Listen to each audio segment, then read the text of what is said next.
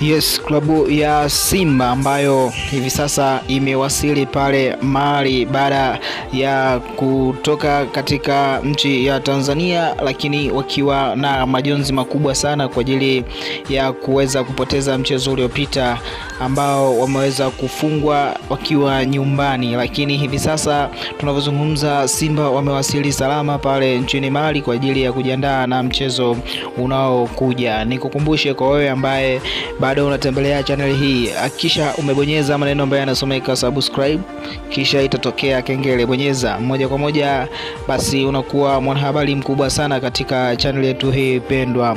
Ni wekundu wa Msimbazi Simba, licha kuwa na kikosi kikubwa sana na chenye uwezo mkubwa, ni baada tu ya kupoteza mchezo huo muhimu sana wa klabu bingwa kwenye makundi. Lakini hivi sasa wanakwenda kujiuliza tena huko Mali, je, wataendelea na mwenendo huo wa kuweza kupoteza michezo? Basi katika mchezo ambao utakaochezwa siku zinazokuja, ni mchezo ambao utakuwa ni mzuri sana kwa upande wa Simba, lakini pia Simba anahitaji kushinda mchezo huo ili basi kuendelea kujiweka katika nafasi nzuri katika michuano ya klabu bingwa, ambapo hivi sasa akiwa na kocha Pantev ameonekana akiendelea kupitia baadhi ya video mbalimbali katika PC yake ili kuweza kujua wapi anaweza kabaini makosa ambayo yamefanya kupoteza mchezo uliopita. Lakini pia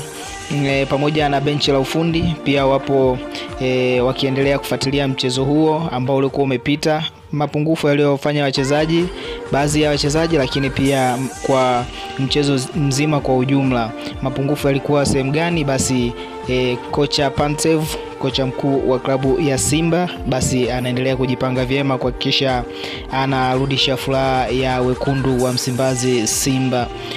Hapa ni mahali pekee ambapo unapata taarifa za uhakika za soka ambazo zinatoka kila siku ndani ya mipaka ya Tanzania, lakini nje ya mipaka ya Tanzania. Lakini tu nikusihi kwa wewe ambaye bado hujabonyeza maneno ambayo yanasomeka subscribe, hakikisha umebonyeza maneno hayo, itatokea kengele, bonyeza moja kwa moja, basi unakuwa wa kwanza kupokea notification mpya ambayo itakuwa inajiri ndani ya channel hii.